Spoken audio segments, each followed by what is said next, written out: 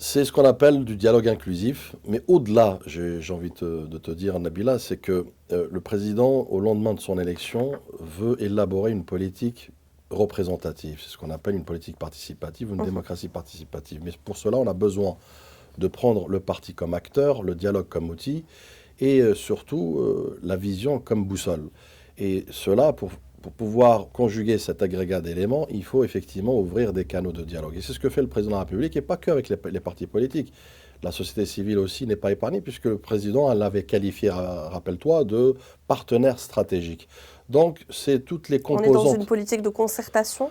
de concertation, de collégialité, mais surtout aussi de vision, Oui, puisque, encore une fois, seul le citoyen peut prétendre parler en son nom, mais surtout aussi à illustrer une politique qui lui convient. oui. Et c'est pourquoi aujourd'hui les partis politiques doivent être, j'ai envie de te dire, à la hauteur, mais surtout aussi endosser cette responsabilité qui est celle effectivement d'être le trait d'union entre la politique nationale, entre les autorités et le citoyen. Et puis il y a aussi un autre élément majeur, c'est la révision du code des associations et le code des partis politiques. Mm. Nous sommes, comme tu le sais très bien, à la veille d'élections législatives en Algérie. Tout à fait. Donc la question, c'est de pouvoir justement réarmer, renforcer les partis politiques et les associations pour qu'elles puissent, encore une fois, contribuer pleinement et jouer pleinement leur rôle dans l'équation citoyenne.